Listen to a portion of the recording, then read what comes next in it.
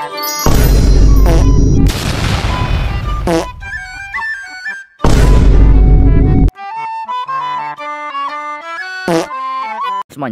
di sini saya akan menjelaskan contoh jenis, warna, dan ukuran huruf dengan garis pembatas pada codingan HTML. Yang pertama, font type. Font type itu berfungsi sebagai jenis font yang kalian gunakan dalam codingan kalian. Setelah itu, font size. Font size itu berguna untuk mengatur besar dan kecilnya ukuran font yang akan kalian gunakan pada codingan HTML kalian. Dan font color berfungsi sebagai pengatur warna pada codingan HTML kalian. Begini contohnya. Sekian penjelasan dari saya. Semoga bermanfaat.